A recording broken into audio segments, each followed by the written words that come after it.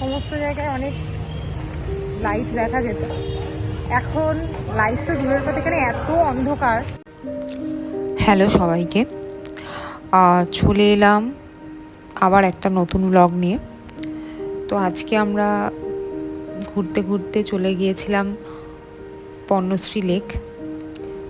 মোটামুটি কম বেশি যারা বেহালার দিকে থাকে তারা সবাই চিনবে এটা এক্স্যাক্ট কোথায় আছে। তো আমি আর সুব্রনীল মিলে আজকে বেরিয়ে পড়েছিলাম। তো অনেক দিন যেহেতু জানা হয়নি, অনেক বছর, তো আজকে গিয়ে একটা জিনিস আমরা লক্ষ্য করলাম।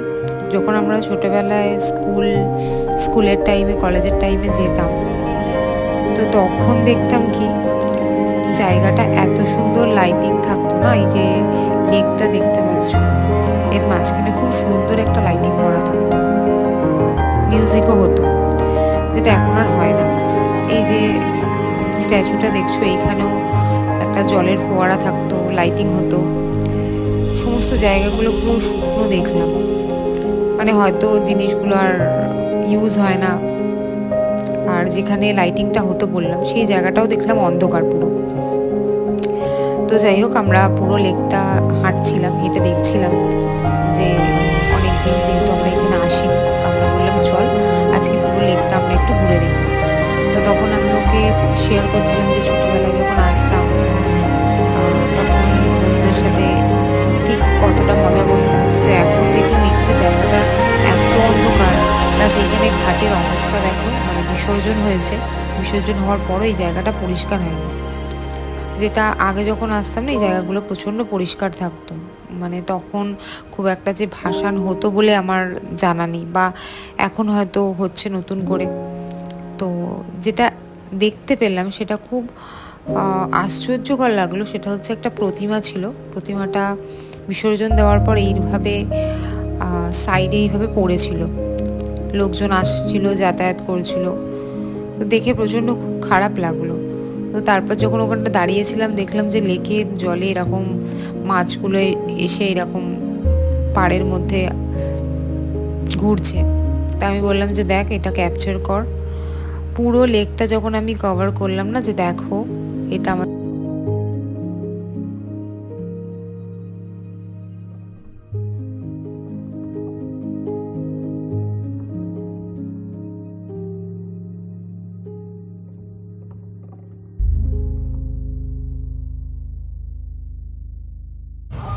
আজকে এসছি আমি, এটা কোথায় জানো, পর্ণশ্রী লেক।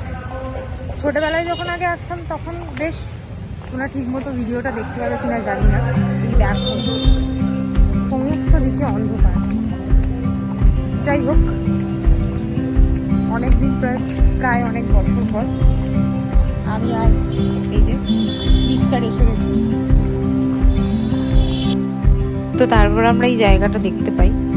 এখানে অনেক ওই ছোট ছোট পাথর এখানে দেওয়া ছিল, সিমেন্টের সাথে সেট করা ছিল যেহেতু না, তো পায়ের মধ্যে ভীষণ ফুটছিল। এখানে আমাদের এখানে আর একটা পার্কও আছে, তো আমি কখনো সময় হলে ভিডিও করে তোমাদেরকে দেখাবো। সেখানের যে স্টোনগুলো আছে না, মানে পাথরগুলো আছে না, ওগুলো পায়ে দেওয়ার পর ভীষণ রিল্যাক্স ফিল হতো। কিন্তু আমরা যখন এটার ওপর দিয়ে হাঁটছিলাম না, পায়ে ভীষণ ব্যথা লাগছিল। আমাদের সাথে সাথে আর একটা কাপলও এটার মধ্যে দিয়ে হাঁটছিল। তো তারপর ওরাও আমাদের মতো আর একবার হাঁটার পরে, যখন ওদের হয়তো সেম ফিলই হয়েছিল, তো ওরাও একবার হাঁটার পর ওখান থেকে চলে যায়। এই দেখো। তো তারপর আমরা এখান থেকে বেরোবো বলে প্ল্যান করি, যে ভালো লাগছে না, অনেকক্ষণ এখানটা আমরা ছিলাম, প্লাস আগের মতো সেই ভাইবসটা না আর পাচ্ছিলাম না। তো আমরা দুজনে বললাম চল তাহলে এবার বাড়ির দিকে যাওয়া যাক। ফার্স্টের যে পাথরগুলো দেখছিল না, ওগুলো ছোট ছোট ছিল, আর এই যে এন্ডের দিকেরগুলো না বড় বড়, তো পায়ে ওই কারণেই হয়তো লাগছিল। এখানে দেখছিলাম বাচ্চারা সবাই খেলা করছিল, কিন্তু ওই যে বললাম এখানে না খুব অন্ধকার, লাইটের মনে হচ্ছিল প্রচণ্ড অভাব।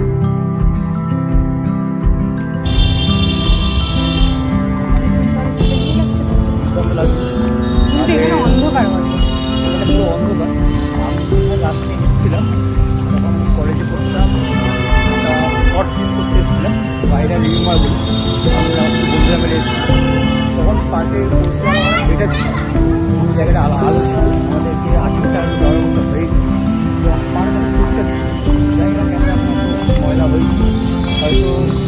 আমরা পরিষ্কার করে দেখা যাক। আর আগে এখানে বিসর্জন হতো না যতদূর আমি জানি, কিন্তু এখন এখানে বিসর্জন হয়, যার জন্য এইখানে যে ঘাটটা সেটা প্রচণ্ডভাবে নোংরা হয়ে আছে।